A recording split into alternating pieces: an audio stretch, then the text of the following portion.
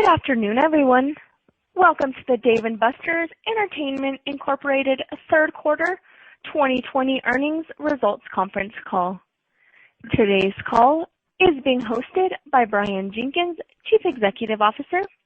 He will be joined on the call by Scott Bowman, Chief Financial Officer, and Margo Manning, Chief Operating Officer. I'd like to remind everyone that this call is being recorded and will be available for replay beginning later today. Now, I would like to turn the conference over to Scott Bowman for opening remarks. Please go ahead. Thank you, and thank you for joining us today. Before we begin our discussion on the company's results, I'd like to call your attention to the fact that in our remarks and our responses to questions, certain items may be discussed which are not entirely based on historical fact. Any of these items should be considered forward-looking statements related to future events within the meaning of the Private Securities Litigation Reform Act of 1995. All such forward-looking statements are subject to risks and uncertainties, which could cause actual results to differ from those anticipated. Information on the risk factors and uncertainties have been published in our filings with the SEC, which are available on our website at www.daveandbusters.com under the Investor Relations section. In addition, our remarks today will include references to EBITDA, adjusted EBITDA, and store operating income before depreciation and amortization, which are financial measures that are not defined under generally accepted accounting principles. Investors should review the reconciliation of these non-GAAP measures to the comparable GAAP results contained in our earnings announcement released this afternoon, which is also available on our website. Now I will turn the call over to Brian. Well, thank you, Scott. Good afternoon, everyone, and we appreciate you joining our call today. On behalf of the entire D&B team, we hope you and your families are remaining healthy and safe during what continues to be a challenging time in our nation's history. I continue to be extremely proud of our team for their tremendous agility, their resilience, and commitment to succeeding under extremely difficult circumstances. As we have discussed on previous calls, our two key near-term priorities are to, number one, reopen and operate our stores safely and efficiently as quickly as possible, and two, to thoughtfully accelerate change in our service model, menu, programming, and marketing. We believe our focus on those two priorities will position our business to thrive in a future beyond COVID, and on both of those fronts, we had a very successful third quarter. I'll speak to the first of those priorities now, and then Margo and I will provide an update on the second after Scott has had a chance to review our Q3 results and also our expectations for the fourth quarter. During the third quarter, we made significant progress reopening stores and driving improved operating performance. We began the quarter with 84 open stores and finished with 104, representing 75% of our total store base. This included the opening of two brand new stores, one in Manchester, New Hampshire, and one in Lehigh Valley, Pennsylvania, and the permanent closure of one store in Houston, Texas.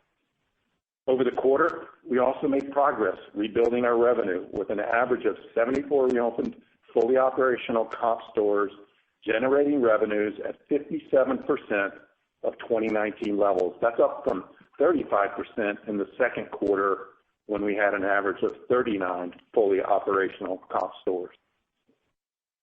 Comp sales at our reopened stores improved as the quarter progressed, peaking in late October at a 68% index to 2019 levels, with the top quartile reaching a combined index of 91%.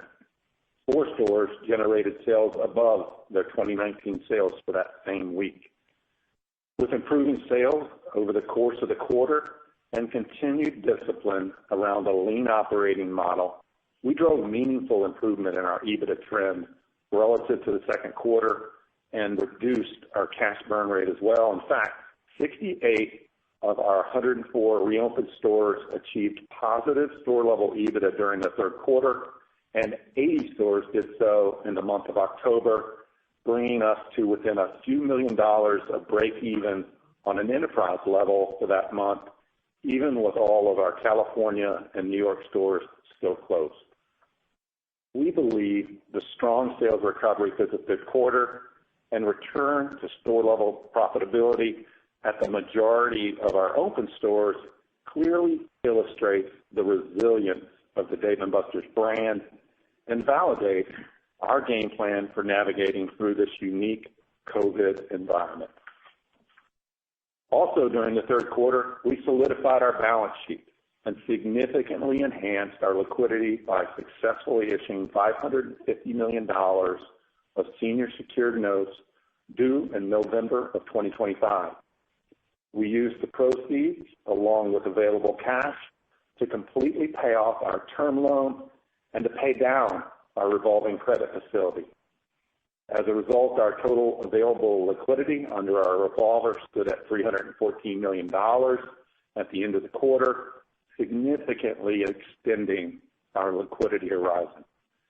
In conjunction with the bond offering, we also secured modifications to certain debt covenants through 2022 and a 2-year term extension on our credit facility, resulting in no debt maturities until August of 2024. On the whole, we are very pleased with our performance and accomplishments during the third quarter. Now, as you are all aware, the resurgence of COVID infections around the country is causing states and local jurisdictions to place renewed restrictions on restaurants and arcade operations and has led to store reclosings in the month of November.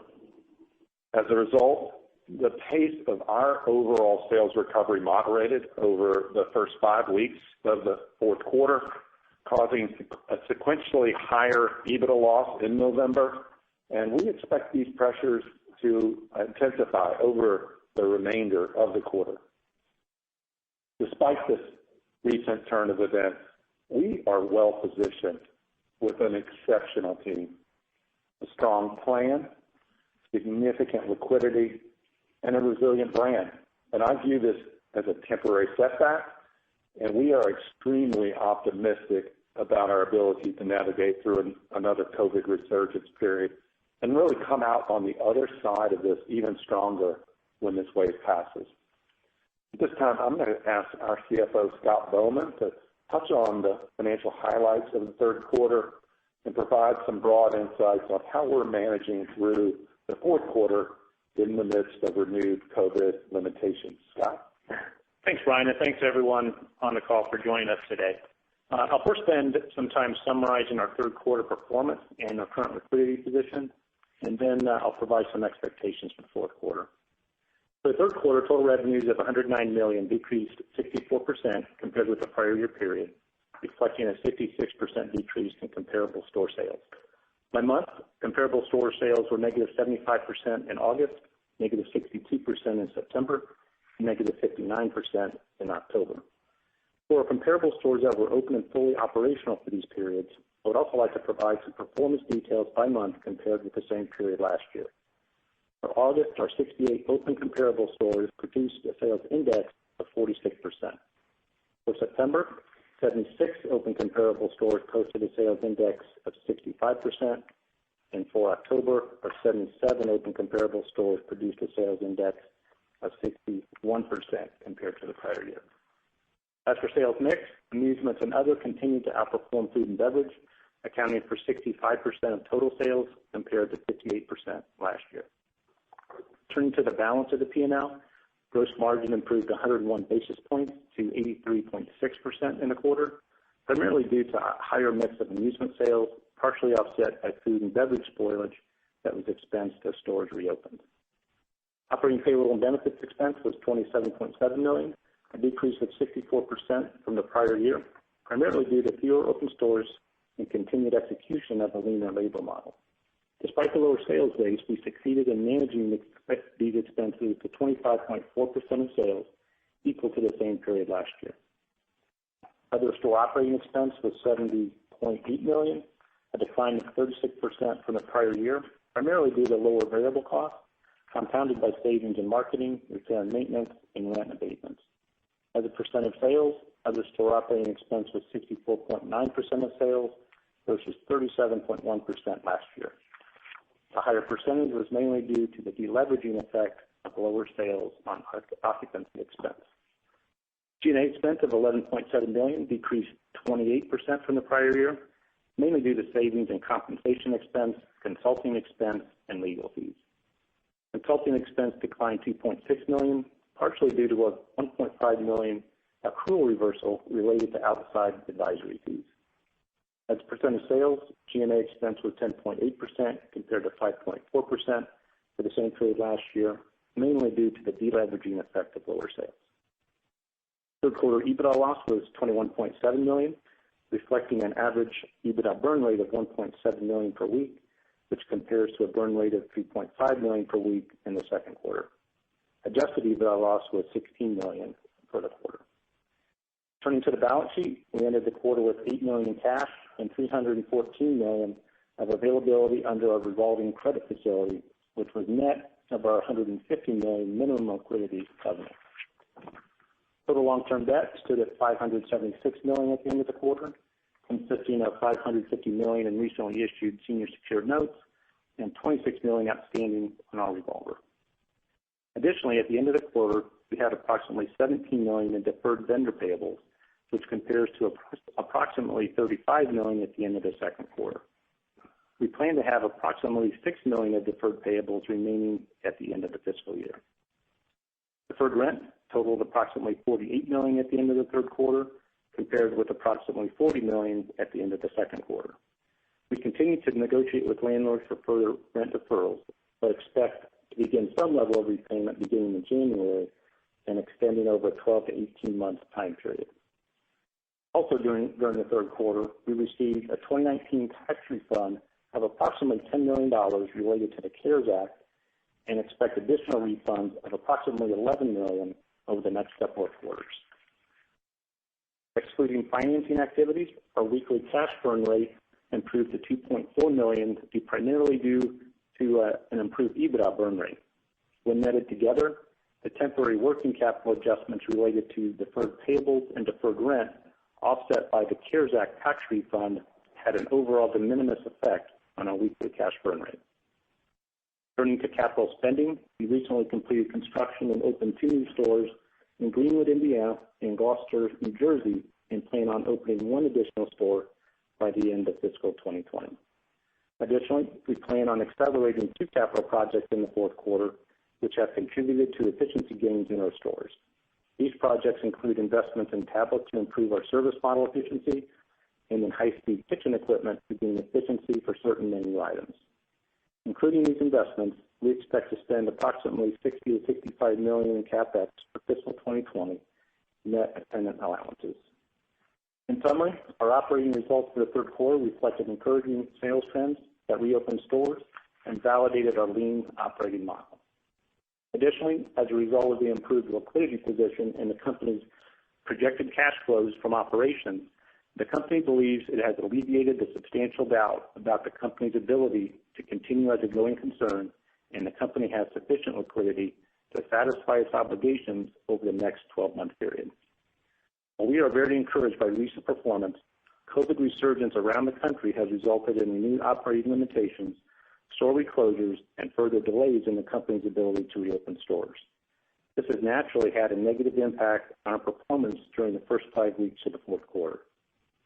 After ending the third quarter with 104 open stores, we now have 90 open stores, or 65% of the chain, and have experienced overall comparable store sales of negative 71% for the first 5 weeks of the quarter. For our average of 71 fully operational comp stores, we have experienced an index of approximately 49% compared to last year, which has been mainly due to heightened COVID concerns and mandated reductions in operating hours.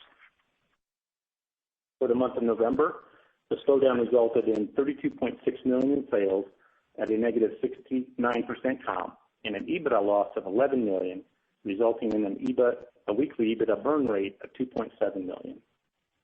We currently anticipate that the trend of COVID cases and resulting actions by local jurisdictions will intensify over the balance of the fourth quarter, and that reopening of our California and New York stores will likely be delayed until early 2021.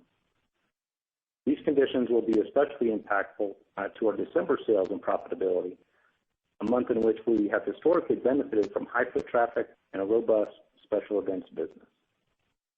Given these expectations, coupled with anticipated cost pressures, we expect further erosion in our fourth quarter comparable store sales and EBITDA. One of the primary expected cost pressures during the fourth quarter is store labor, reflecting our decision to recall key store leadership positions to maintain talent and to ensure store restart capabilities. We also plan to incur increased repair and maintenance costs to ensure stores are up to standard, above normal spoilage costs due to prolonged closures, reduction of rent abatements due to the expiration of landlord agreements, and in G&A as we recall select positions based on need. While this temporary setback will impact our results in the near term, we have the playbook to navigate through this resurgence and feel confident that demand will return once the resurgence subsides. With that, I'll turn it back over to Brian. Thanks, Scott. Despite the recent temporary setback in our business, we're very encouraged about our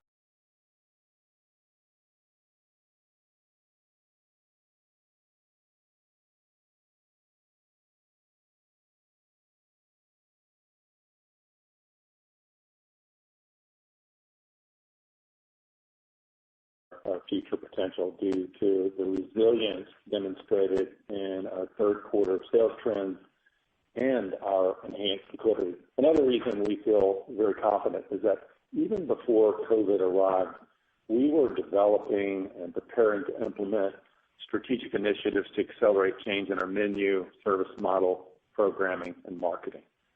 Over the past 9 months, our team has worked to create a new future for Dave & Buster's beyond COVID, with a plan designed to broaden our relevance and enhance guest engagement, while at the same time enabling us to operate more efficiently. As we've reopened and welcomed guests back to our stores, we've gained confidence in each element of that plan.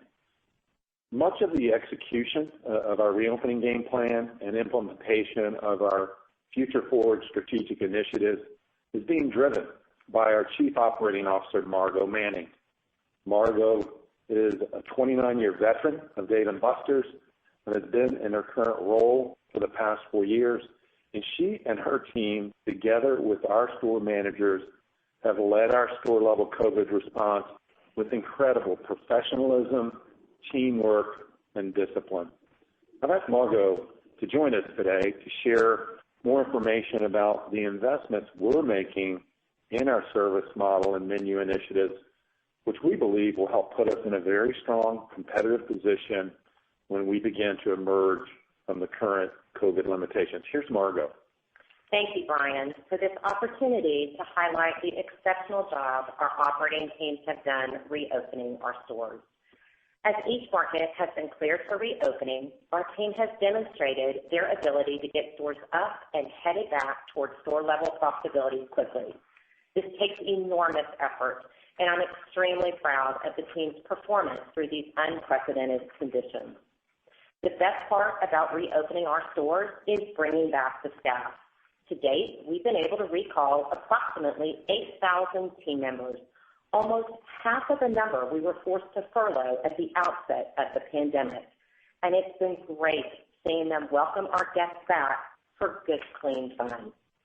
As Brian said, our team has been implementing and refining a number of service model and menu initiatives that we had already developed before COVID arrived and were originally planning to roll out in 2020. The primary objective of our menu initiative is to establish a stronger, differentiated food identity for the Dave & Buster's brand. After extensive research, we have landed on Inspired American Kitchen as that identity, and we have built a plan to bring it to life in 2021. Our new food identity is rooted in enhanced flavors and quality ingredients across a condensed number of menu items priced to maintain our historic gross margin. It enables our guests to explore new flavors while also offering them a balanced selection of familiar dishes. Designed to simplify operational execution, this new menu sets our staff up to deliver dishes to our guests hot and fast. Taken together, we expect our new menu to drive an improved guest experience, to increase our food attachment rate, and to accelerate table turns, all aimed towards increasing food and beverage sales. Our new menu is supported with a dedicated training program that educates our kitchen and wait staff on everything from flavor profiles to cooking techniques. Additionally, we're in the process of rolling out a new piece of kitchen equipment to every store that will speed up cooking times. And we are also upgrading our kitchen management system to facilitate a seamless flow of food, both meaningful operational improvements that will be completed the first half of 2021. In mid-November, we began the transition to our new menu from the temporary 15-item menu that we implemented as stores began to reopen last spring. We are now offering 17 items and currently plan to add 6 more dishes in early March and expand to 28 amazing items by late April.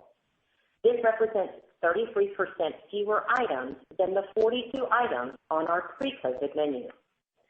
Of course, we're prepared to remain flexible in terms of these menu expansion timelines, and we will adjust accordingly based on the status of the pandemic.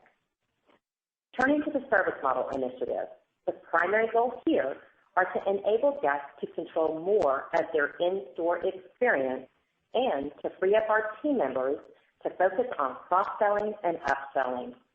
We believe this increased interaction with our guests will enhance their overall experience. The nucleus of this effort consists of deploying a combination of tablets, kiosks, and mobile web to enable a completely contactless order pay experience. Our 5 newest stores were launched on this platform, and it's been well received by our guests, most of whom have adopted a hybrid approach initially, utilizing both the new technology and a waitstaff team member. As we continue to refine this technology and service model, we are evaluating the potential to expand this platform to all of our stores during 2021. Another completely new element of our service model initiative involves the November launch of third-party delivery partnerships with DoorDash and Uber Eats at 105 of our stores, essentially all of the stores that we had reopened during the third quarter. Our plan is to add the remaining stores, primarily our California and New York locations, once we are able to open them for on-site dining. And finally, to further expand our reach and leverage our kitchen capabilities, we're beginning to test several ghost kitchen concepts highlighting specific food categories from our new menu. We're exploring concepts that could be rolled out nationally, regionally, or offered in specific markets, or offered seasonally, or even offered around specific major events. An overarching objective of our menu and service model initiative is to enhance our long-term profitability by driving increased sales more efficiently. Obviously, many aspects of the lean operating model that we've adopted for the past 9 months will not be fully sustainable as we move back towards a full operating posture. However, we have learned a lot and are confident that our post-COVID fully operational service model and menu will produce some degree of sustainable leverage across our major cost levers. Now, I'll turn the call back to Brian for his closing remarks and will remain on the call to answer any questions. Thanks, Margo, and thank you so much for your leadership and your team's ongoing commitment and dedication to this company that we both love so much. So thank you for that. As Margo indicated, we have been working on our service model initiative even in the midst of COVID limitations. We've also refined our menu during this period and are poised to fully execute the next 2 phases of expansion as market conditions improve to a level that will support our success.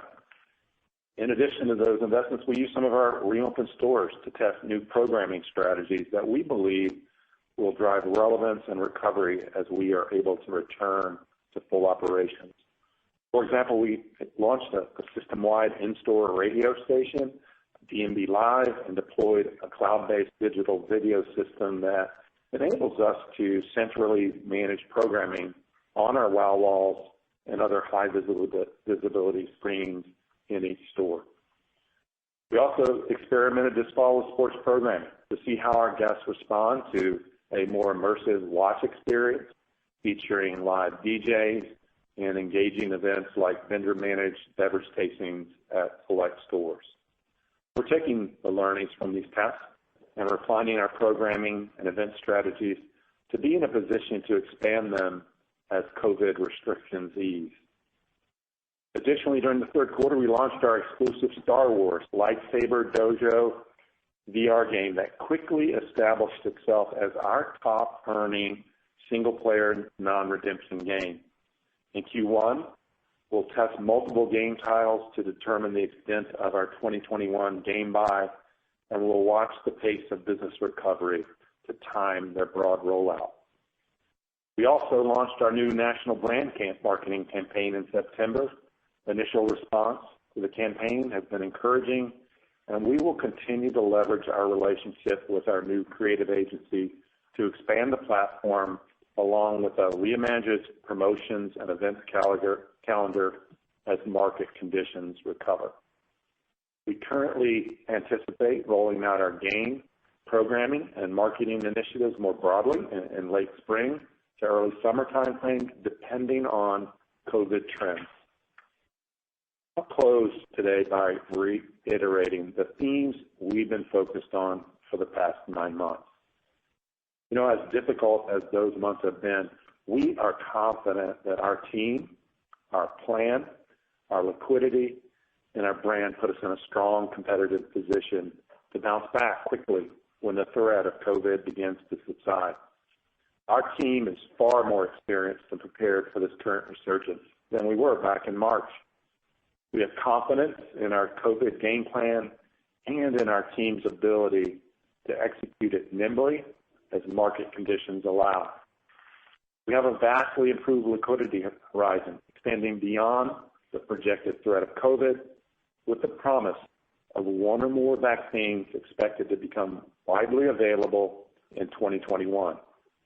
And we validated that our store reopening process and lean operating model can produce positive enterprise EBITDA at sales index of 50 to 55% of 2019 levels. And finally, and perhaps most important, we've demonstrated the resilience of the D&B brand and the pent-up demand that exists among our guests to return to Dave & Buster's unique menus. When they do, they'll be greeted by an inspired team, a fresh new menu, a more customer-centric experience, and the good, clean fun they've come to expect from Dave & Buster's. I continue to be very proud of and inspired by our team for their commitment and teamwork in the face of difficult and ever-fluctuating conditions. Each member of the D&B team is contributing their unique skills to drive our success while setting us up for a better future. And for that, I am extremely grateful. We will get through this together. We're going to come out on the other side, and we will thrive again in 2021. Now, Allie, we'd like to open up the call for questions. Of course, thank you. And if you would like to ask a question, please signal by pressing star 1 on your telephone keypad. If you're using a speakerphone, please make sure your mute function is turned off to allow your signal to reach our equipment. Again, it is star 1 if you would like to ask a question, and if your question has been answered, please press star 2. And we'll go ahead and take our first question from Jake Bartlett from Truist Securities. Please go ahead. Great. Thanks for taking the question.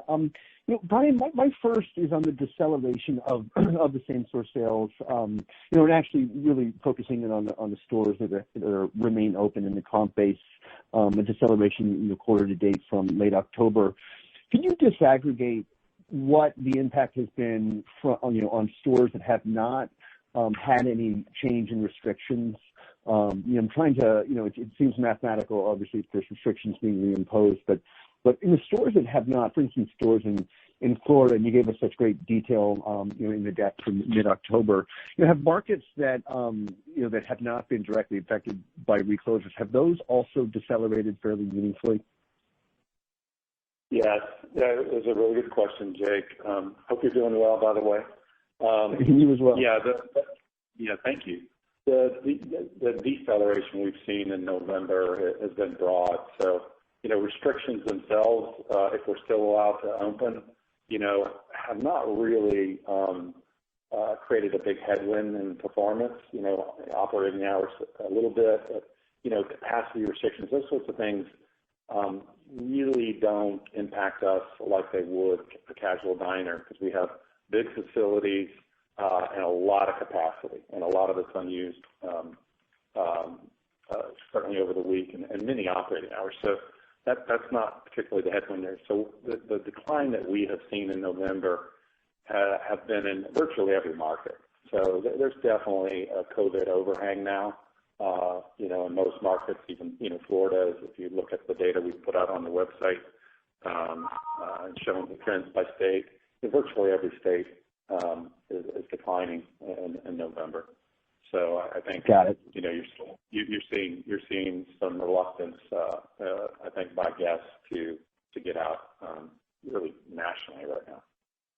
Great. Okay, that makes a lot of sense. And my next question is just on the work that you're doing with your initiatives around the menu and around some of the operational improvements.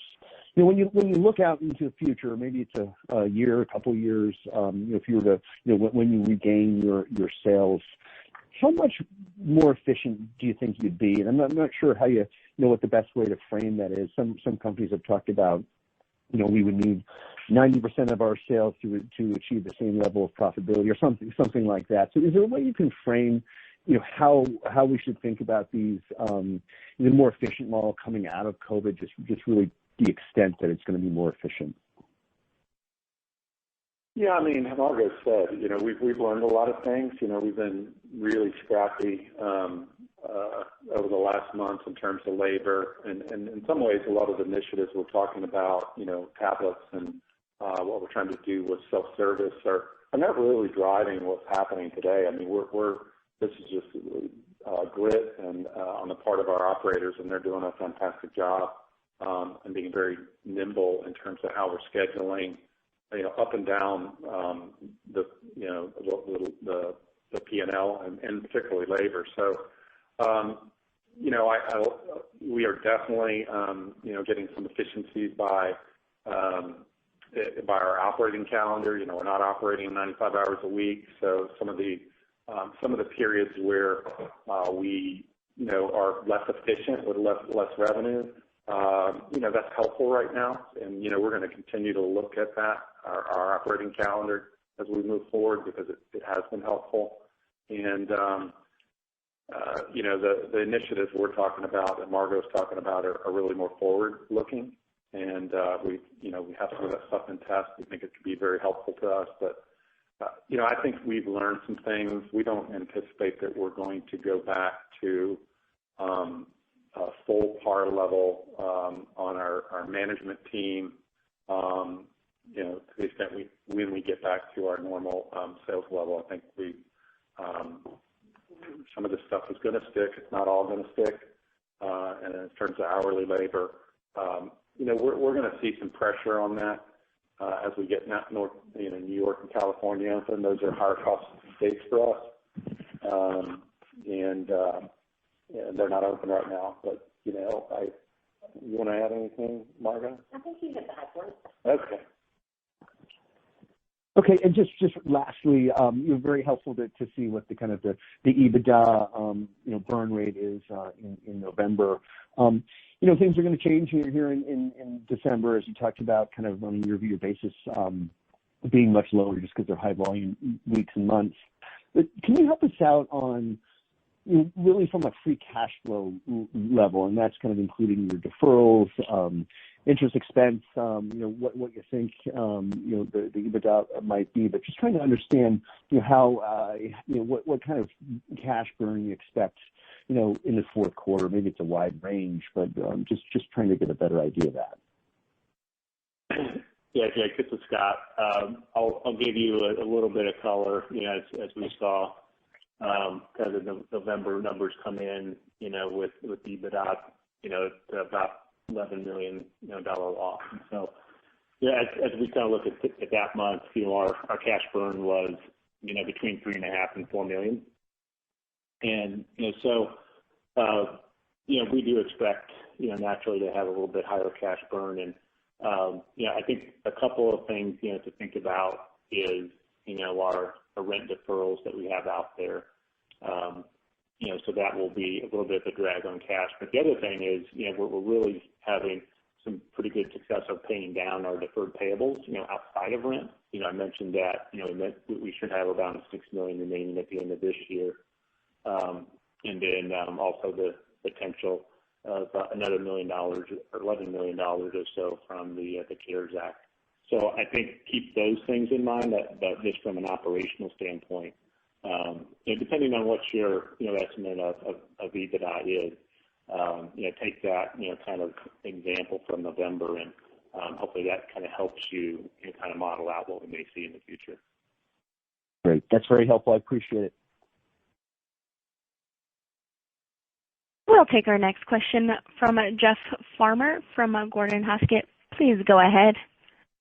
Thank you very much. I'm just curious if you guys can provide some color on the impact that what looks like a pretty significant drop in special event and large party bookings will have on your fiscal fourth quarter same-store sales. Well, it's going to, as Scott said in his prepared remarks, and I did too, really, it's going to have a pretty significant impact. It's, December special events represents, 15% of our overall sales in the month of December. And, that business, early on, we were actually booking some events.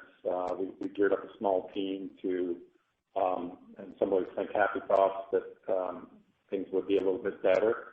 We kind of lost that bet a bit, and so we're not expecting to have a particularly big special events calendar here over the course of the holidays, and so that's a pretty big headwind. And as you know, our overall party business for the full year is around 10% of overall sales. So we've been, the indexes that we're talking about and we're disclosing pretty, transparently here, we're generating those numbers in the face of, special events business that's in the high single digits in terms of mix with really no business. That headwind's going to get a little bit bigger here as we hit December. Okay, that's helpful. And then you also, I believe, mentioned sort of the early entry into third-party delivery. Anything you can share with us in terms of how impactful that's been, delivery sales mix in the stores that offer delivery? So, hi, this is Margo. So I'll take this one. So just starting with, we are an entertainment brand first, but in terms of third-party delivery, it's it's low cost, low risk, and so it makes complete sense for us to enter into this into this space. And for us, we view it as being incremental. We're early days into it, and so we rolled it out in November. We're talking literally being live on it for about 2.5 weeks. We're working on additional ghost concepts because we do feel like there's going to be an opportunity for us to expand this in addition to experimenting with promotion and marketing because, again, it's going to be sort of new space for us. But it's early for us to really comment on its impact, but just recognize the fact that for us, we're an experiential brand, and that's what the consumer is going to be looking for us. So this is incremental, but probably not a game-changing initiative for us. Okay, I appreciate that. And just one final question, and I believe you guys, sort of the math works out to 15 stores that have been closed in recent weeks, and obviously you've outlined an expectation for potentially some additional stores to close with some of the intensifying mitigation efforts. But The question is, where would you theoretically expect those closures to take place from a state perspective? Well, we had a couple today, and so. Yeah, they're kind of coming, certainly rollbacks in terms of hours or even limited service. We're seeing sort of coming at us, and well, we had a few in Maryland today. Yeah, Pennsylvania. I think Northeast, Mid-Atlantic. We just had some fall, and we have been eyeing some stores in the Midwest, but actually we were expecting to fall earlier, and they haven't yet. But this is really hard to say. I think we feel like it's going to get a little worse before it gets better, and we're going to lose some more stores. The 90 we have today, I think lost 2 today. So we're going to see a further dial back here, I suspect. And that said, again, I'm not trying to minimize it, but I do view this as a temporary setback here. And I think the line of sight for us is much better today than, when we were facing, rollbacks and shutdowns of the entire brand back in March. I mean, there's a lot of optimism around a vaccine that's on the horizon here. I don't think it's going to be an immediate thing, and nobody really does. But there's a brighter future in 2021, and I think a way forward to get our store base open. And in my view, when we get these open the next time, some of this stop and start, close activity that we've seen and been dealing with over 2020, which has been very difficult, I think we're pretty optimistic that, when we get these stores open again, we have a pretty good shot that they're going to stay open, and we're on a path to, just better days. And, what we're so encouraged about is, even with COVID still, running all around the country, we hit our peak in October, at the top quartile, as I said, at 90%. That's very encouraging. We're really confident this time that we're going to bounce back. We just got to get these stores open. We got to weather the winter here, and we're like I said, we're very hopeful for next year. I appreciate that. Thank you, guys. We'll take our next question from Andrew Strelzik from BMO. Please go ahead. Hi, thanks for taking the question, and hope everyone's doing well. I'm curious what you're seeing in some of the stores that were farthest along in the sales recovery. So whether that's, the 15 or 20 or so from the deck that you provided in mid-October about, that were, at 100% or close, or maybe, the top quartile that were at 90% sales index. If you could just kind of compare and contrast how the business looked versus, a year ago or before the pandemic. Where were the margins relative to a year ago for those stores? What did the demographics look like? What did the business mix look like? And any other color or nuances that you can share would be helpful. Wow, that's a lot of questions. Just one overarching question. So, in terms of the stores that were, performing the best, over the course of COVID, was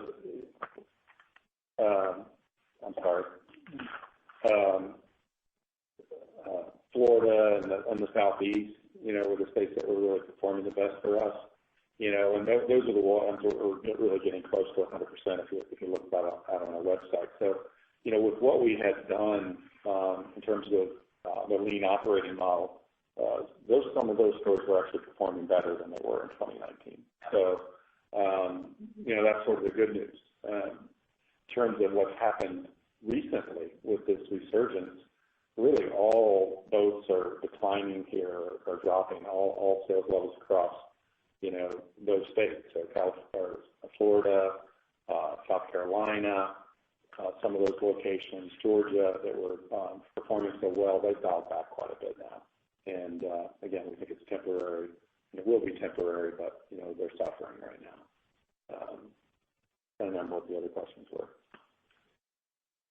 That was pretty much demographics are, I think Margo, you're here. We're still seeing a little more adult, a little more male, I think, but. And then the families start to come back after the stores have been open for a while. We start seeing them sort of settle back to the pre-COVID sort of guest base. But initially when they open, it does look a little different. Okay, great. That's very helpful. And then, the competitive environment, competitive intrusion had before COVID been, very key theme for the business. And, you've hinted at kind of how that could change moving forward. I'm just curious, have you been able to kind of quantify or dig in on kind of what you've seen so far from a closure perspective, or how you expect that to evolve as we kind of move forward over the next couple of years?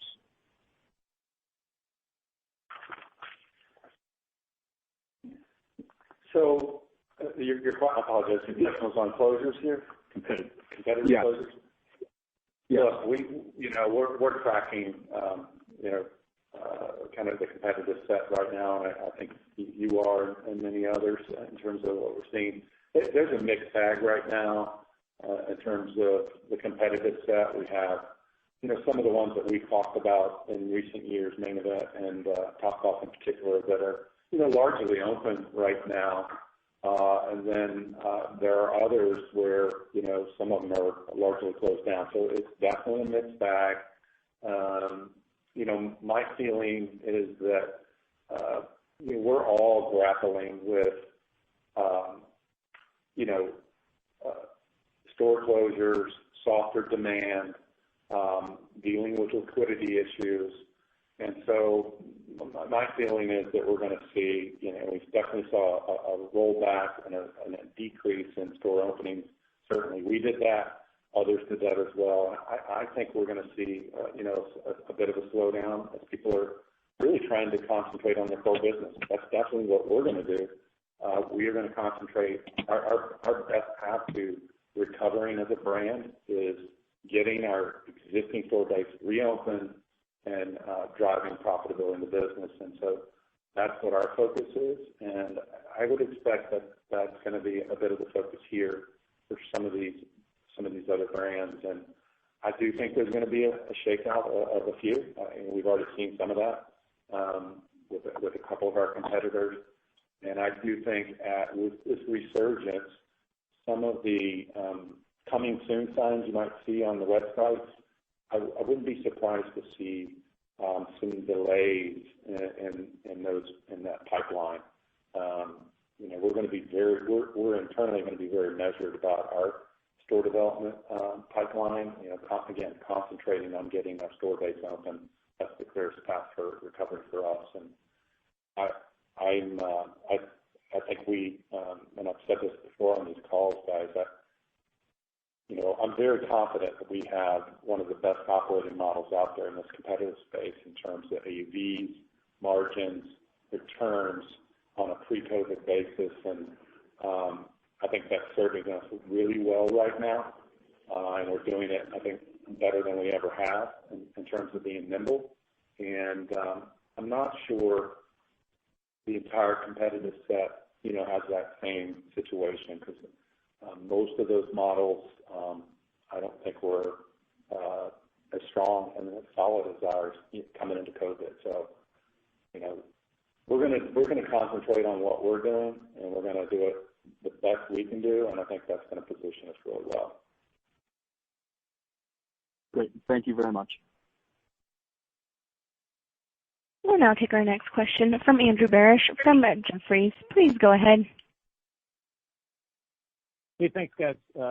Happy holidays. I hope you get a little break here coming up. A couple of quick ones on just actually looking back and trying to understand a little bit of the ramp in the 3Q. There was a big jump in the store sales index, September from August, like 20 points. So I was just trying to get a sense of, what was going on there. Is it the changes in schools, or was it just kind of the momentum of adding some more stores and having additional ones open? It just seemed like a big jump. Well, we were seeing, if you kind of roll back the tape, and I think we have all that data out there, right? We showed the weekly, or we showed months. But we with the resurgence that happened in June and July, we dialed back pretty quickly and sharply there. And then it was a pretty steady progression through the month of August, moving up. And then in September, we were back on air and on TV really for the first time in a long time. So, we came out with the new brand campaign, launched that in September. We were on air, I want to say 5 weeks. It was a meaningful investment. These were some dollars that we were unable to cancel. And it actually was a perfect timing for us because some of the fears were subsiding at that time. The consumer appetite was improving, and we had more stores open. It was sort of the perfect combination in September. More stores open, and we had dollars, and we put them to work. Right now we're not. We actually delayed and canceled some plans that we had for media here over the holiday season. Really looking to sort of save that powder for a time when, COVID fears are actually waning, not increasing, and the appetite for guests to get out is not something we're swimming upstream on, which I think is what's happening right now. But I think that was helpful for us in September. Yeah, that's helpful in understanding that as well. And then secondly, on the programming side of things, as obviously it's been difficult for fans to get out to sporting events, have you seen kind of noticeable increases, on those weekend sports, football games, et cetera, and how are you thinking about the Wow Wall rollout in light of that as you look out to 21? Yeah, we performed well on those days. Thursdays has been a little tougher for us because we had wings working for us in the prior year. So it's a little bit different read for us, and we're not really discounting materially right now. We don't have plans at this point to further roll out, Wow Walls. We've got 50 of them out now. Our view at the moment, number one, we're going to be very conservative and cautious with the capital in this environment. But, we've got to go to work on building a programming muscle in this company. We have a lot of assets here. We have big facilities. Sports could be, we can improve on our sports offering and what we're doing around that from an experience standpoint.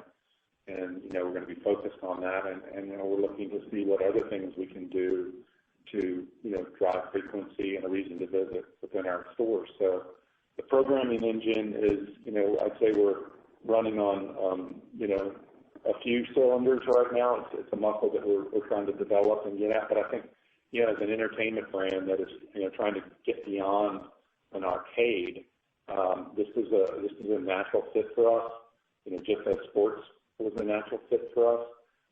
Just thinking about how we can create events and a reason to visit over the course of a calendar and the course of a month and year. So our SVP of Entertainment, Kevin Bacchus, is leading that charge, and I'd say we're in pretty early innings, and we're focused on sports here, obviously, and the football season, tough read here.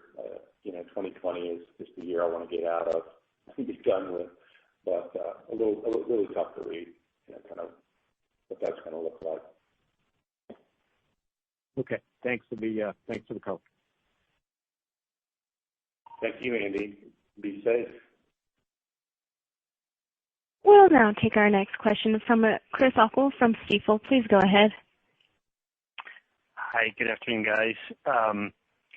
Brian, given you guys have seen stores go through one or two cycles of closing and reopening, what factors do you think influence the strength of sales recovery when a store reopens? Well, I think some of it's fundamentally the market itself. I mean, we've definitely seen a stronger appetite for our experience in the Southeast. Those stores developed out pretty quickly, and many of the stores in the Southeast and some of them actually were surpassing prior year over the course of not recent weeks, and I think some of the northern states and Midwest states have been a little more difficult for us.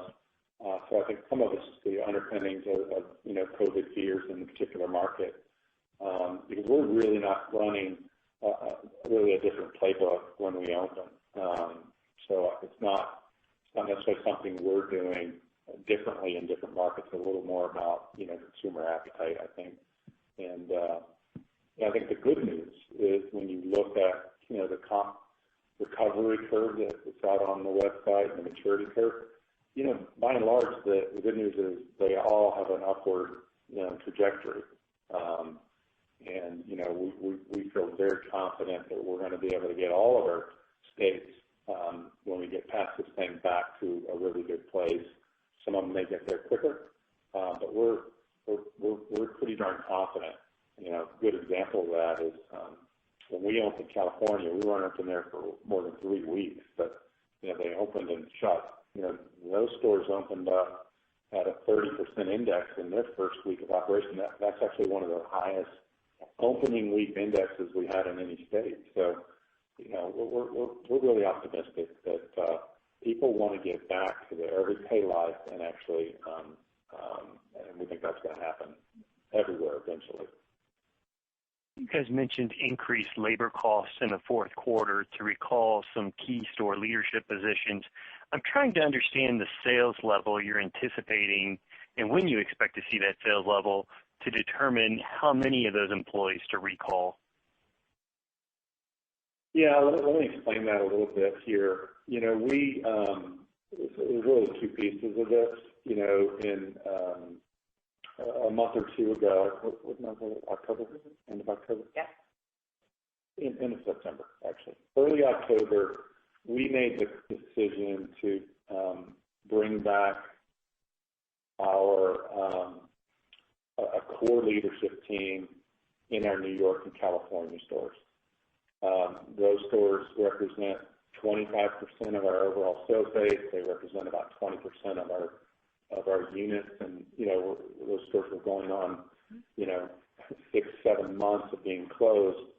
And there is nothing more important for us right now than being able to reopen our stores quickly and effectively.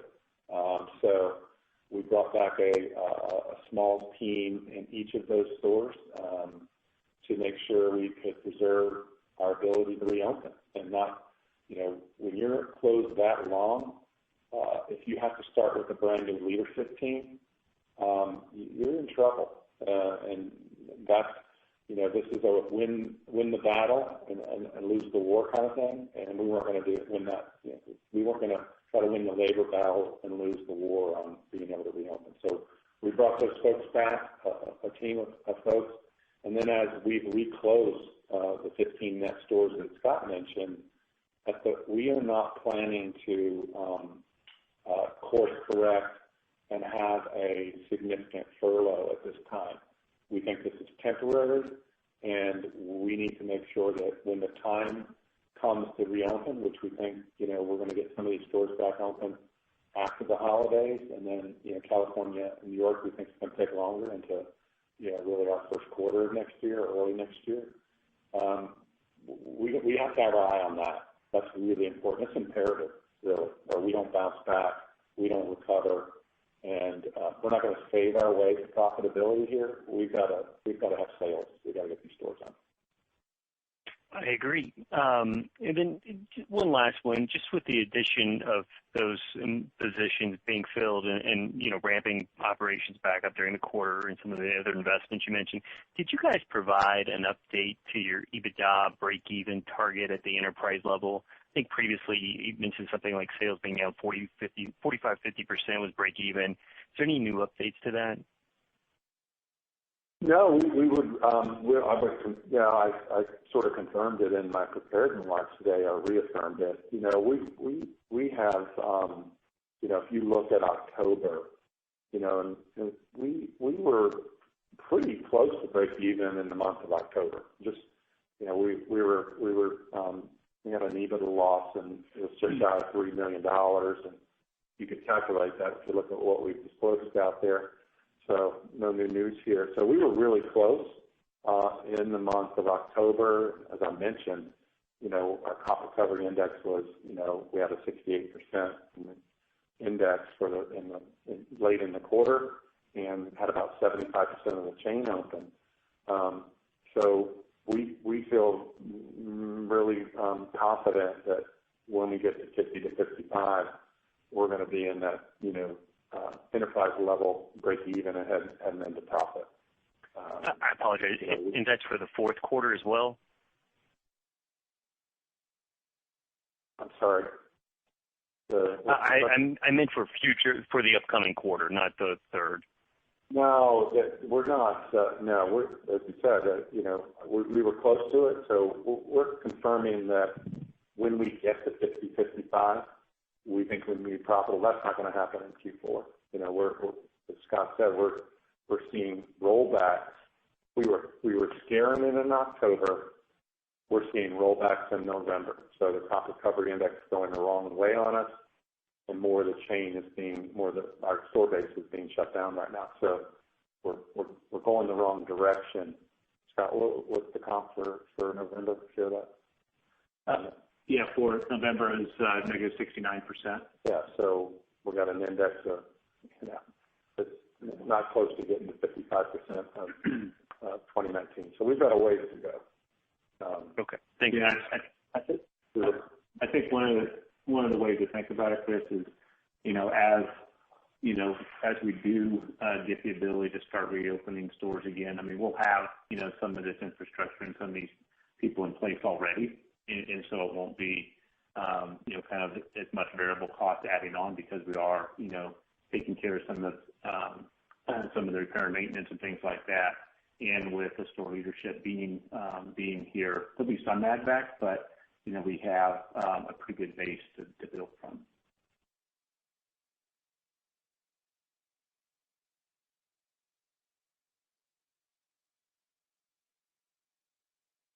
And we'll go ahead and take our next question from Brian Mullan from Deutsche Bank. Please go ahead. Hey guys, thanks. You touched on sports as an opportunity earlier, but I was curious, does the legalization of sports betting across the country, does that offer any opportunities to drive increased traffic to the stores over the long term? Are you devoting any time or resources to exploring that opportunity right now? Is there an opportunity? Yeah, short answer is, there is an opportunity, and we are devoting resources to explore that. Kevin Bacchus, who is our SVP of Entertainment, is in discussions with a potential partner. We're deep into those discussions, and we think it is a potential fit for us. And I don't have any more to report on that right now, but hopefully as we hit our next call, we'll have a little bit more to report out on that. Okay, great, thanks. And then earlier you touched a bit on the competitive environment, some of your competitors, but just in terms of your own unit growth coming out of the pandemic, are you, same kind of question, are you devoting resources or time to thinking about what the pipeline could look like for Dave & Buster's? In big picture, do you anticipate being a net unit grower concept once again when we get out of this time period? Short answer, eventually. As you look at this year, we're going to open 6 stores. We were well on our way with virtually every one of those stores, so it made sense to wrap those up. Limited capital remaining, and we have one left, Green Bay, here in the fourth quarter, and that'll take us to 6. As I look at 2021 and what our team has on the plate, our top priority is not the opening of new stores, it's the reopening of significant portion of the chain. And as I said before, my view is that is, the clearest, the quickest path to the financial health and recovery of the D&B brand. So we will be deprioritizing new store growth in 2021, and we must prioritize the recovery and the reopening of the brand. And that's not as long as some of these stores have been down, particularly California and New York, we're coming up on a year. It feels a lot like a reopening, right, Margot? Yes, it does. And that is why we're bringing back, a small core leadership team to make sure we preserve that ability. But there's still a lot of lifting to get hourly team members that are going to do other things, rebuild those stores. So that is our top priority. Our view also is, as we have gotten these stores back up in a really lean way, our bench strength is not what it once was. We're operating stores right now at a fraction of the prior team, typically 9 to 10 folks, and we're in an average of around 5 right now. So our bench strength to actually fund new stores has, been hurt by this right now. And then, we're going to watch liquidity. We want to see a better line of sight of more of the store base back open, and we're back on a comp recovery path that is healthy, like what we were seeing prior to this recent resurgence. So there'll be a time for acceleration. I don't view that as 2021. We have a good solid pipeline right now in 2021. We have about 12 locations that we have under lease that we're working with our landlords in terms of the timing of those. So we still view, the U.S. as a great market for us. There's a lot of potential. We have some in our pipeline. We think there'll be possibly a lot coming up too in the current real estate environment. So, we will pivot at some point. It's not going to be the pivot here early into 21. Thank you. You bet. We'll now take our next question from Joshua Long from Piper Sandler. Please go ahead. Great. Thank you for taking my question. Hope everyone's doing well. Wanted just more of a point of clarification. Understand that some of the stores are closing back due to the restrictions. Curious on what the opportunity is, or if there is a need to revisit the idea of which of those closures would be not temporary but permanent in terms of just optimizing the overall portfolio. Yeah, so that's a good question. I think the good news for us, and I think we're maybe one of a few brands that could probably say this, we had a very healthy store base overall prior to COVID. All our stores EBITDA positive. And, we have, in this environment, we have closed 2 stores, one of them in Chicago, one in Houston. We had made the Chicago call prior to COVID, older store, markets moved away from the location. It was profitable, but we had made that decision. We just elected not to reopen it. And then we closed Houston, which is our oldest store right now, or was our oldest store in the fleet. But we had a sister store 5 miles away, close to the end of the lease. It just made sense. We expect it to be accretive because of transfer to the sister store. So, at this point, I don't plan to make any long-term closure decisions based on short-term results and the disruption that we're seeing. I think we're going to want to see how these stores recover, and so we don't have plans to close any other stores at this time.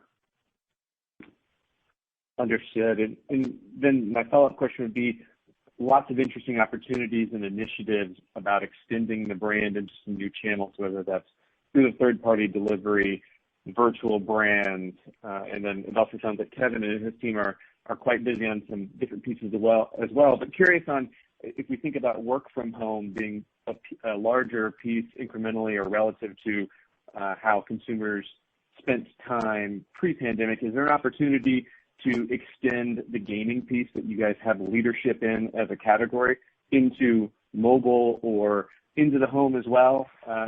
Is that something that makes sense? And how do you think about kind of engaging with guests on that core brand equity if we're all going to be spending time and have our consumer travel patterns a bit disrupted versus the pre-pandemic opportunity? It's a really good question. Today our focus is in-store experiential, and I think we have a lot of opportunities to improve our lie there right now, and that is where we're focused. So I can't say we're actively looking at that at this point.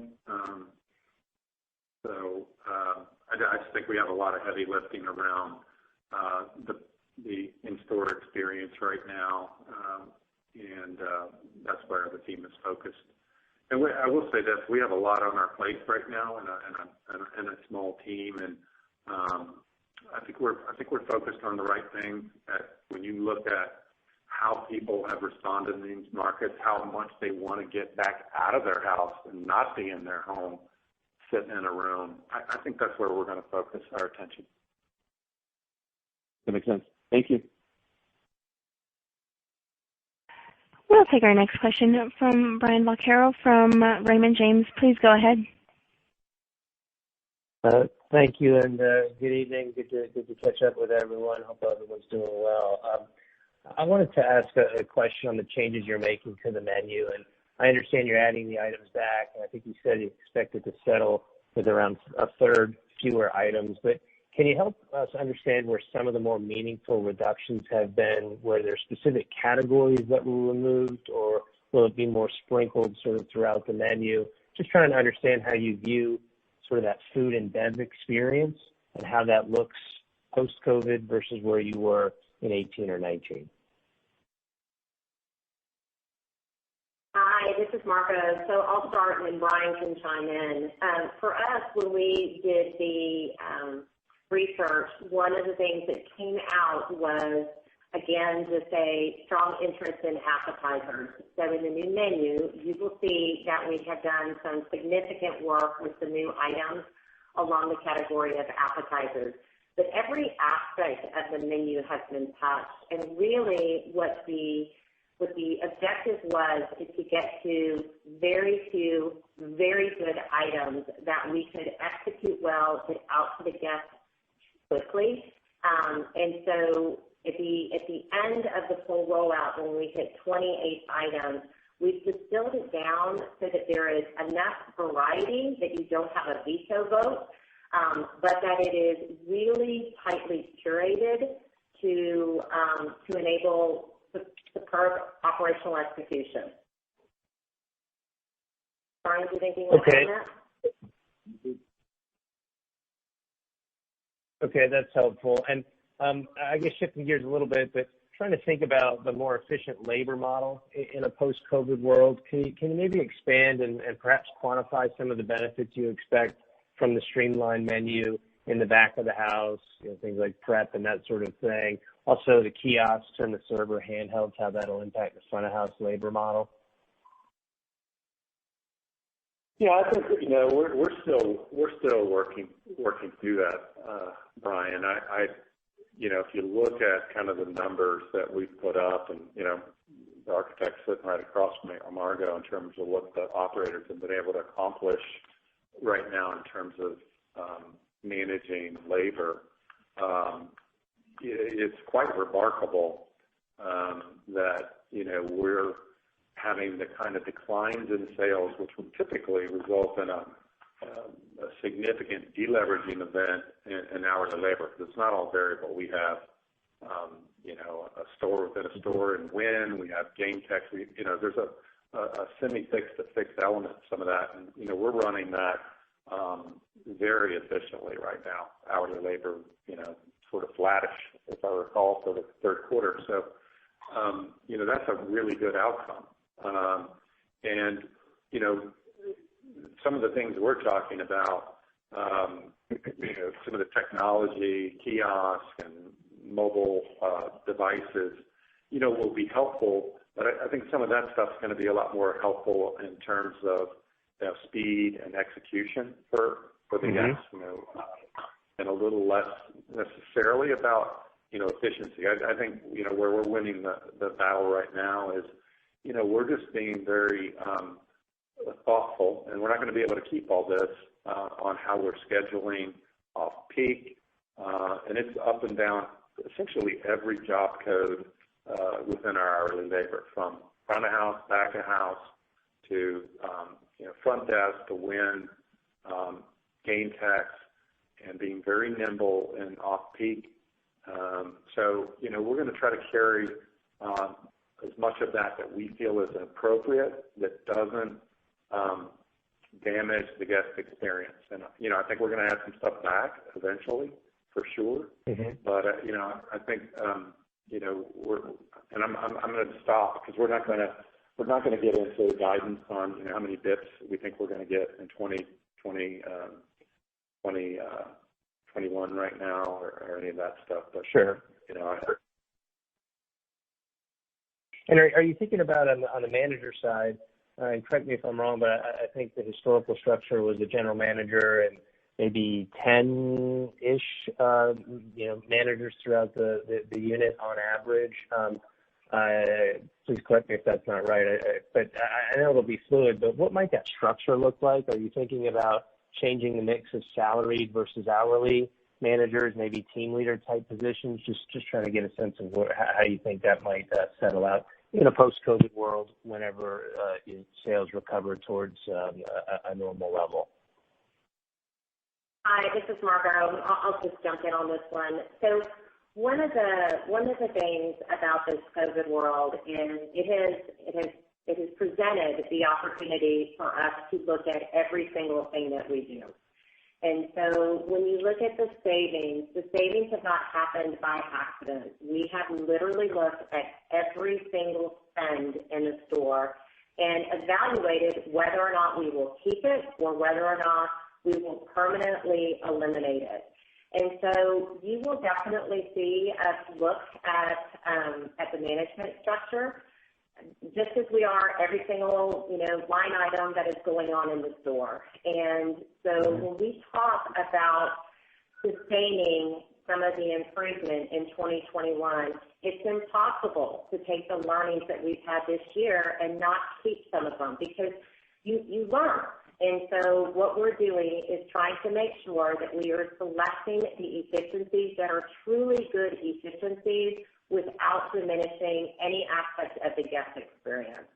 So in terms of the management structure, of course, we'll be looking at that, just as we're looking at the hourly, and we'll put them both through the same lens to ensure that we can give the experience that our guests need and that we're doing it thoughtfully and efficiently. So that's what you can expect in 2021. All right, that's really helpful. Last one just for me. Thinking about the sales index and the next couple of months, can you remind us, in a normal year, how much higher are sales volumes or average weekly sales in December versus the shoulder months? I'll pass it along. Thank you. I don't have that. You have that? It's much higher. Yeah, it's by far our largest. Yeah, it's a good question, Brian. And December and March really are two biggest months. And if you look at December, versus kind of an average, weekly sales across the entire year, it runs about 15% higher than that. Okay, great. Thank you. And we have no further questions. And I will pass it back over to our speakers for any additional or closing remarks. Okay, thank you, Allie. Well, guys, thank you for joining our call today. We wish you and your families a safe and a healthy holiday season, and we look forward to seeing you at a D&B location really soon here. So have a great night. And with that does conclude today's call. Thank you for your participation. You may